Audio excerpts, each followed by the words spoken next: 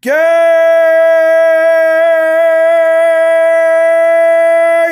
Let's go! Alright, it is Warhammer, back with another masterpiece. Every Death of Future Trunks. The adult, teenager, young adult, blue-haired and purple-haired son of Bulma and Prince Vegeta. Even though he is the son of a prince, he does not gain or have bestowed upon him any kind of special royal titles. But he is definitely the heir of a multi-billionaire capsule corporation industry that he will ultimately inherit from his grandfather, Dr. Briefs. He also has the special status of being the son of Prince Vegeta and the grandson of King Vegeta III of planet Vegeta. So that is quite an inheritance for Trunks. But future Trunks does not live lavishly like his present timeline counterpart. Instead, he lives much of his life in an underground bunker with his mother and grows up in a very dark and very brutal environment with the androids attacking and wiping out over half of the entire Earth's population. Not to mention that he has to suffer the death of his mentor and sensei, Son Gohan, or future Gohan. Nevertheless, he is inspired to fight and to go on and become a Super Saiyan. He uses the capsule time machine, or the time capsule, to go into the past.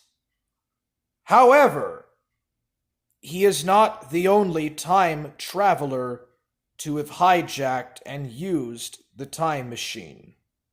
For there is one other who has also used the time capsule to go into the past from another timeline or another version of the future Trunks timeline. A certain entity, mysterious entity. But back to future Trunks.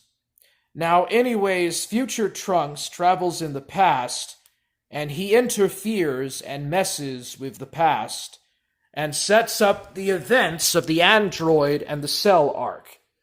He returns to the future and stays in the future for a few months, goes back in time, and finds out that all of the events of history have been changed and altered. Goku gets the heart virus while he is fighting artificial human number 19 instead of before. There is also different artificial humans. Dr. J-Ro is artificial human number 20.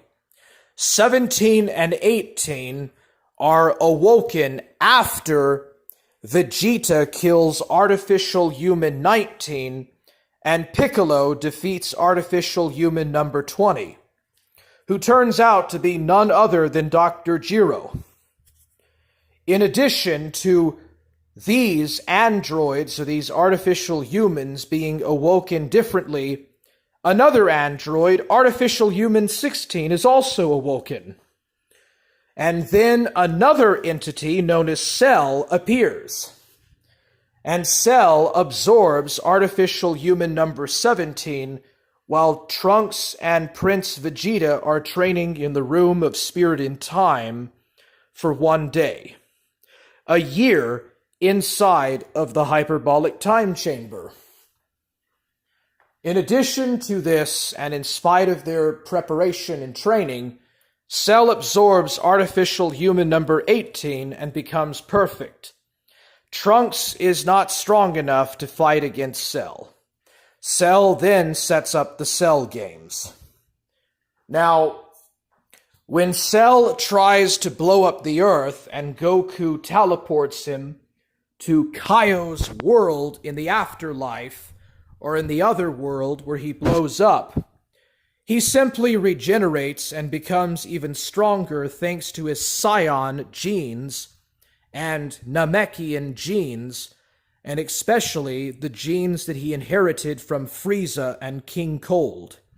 He literally gets a major power boost, or a Zenkai boost, regenerating from just a few cells. He teleports back to Earth with the new Yardrat technique that he genetically inherited or memorized from Goku after experiencing the instantaneous movement that Goku used to take him to Kaio's world in the other world. He returns to planet Earth, and once there, he immediately fires a Frieza-style laser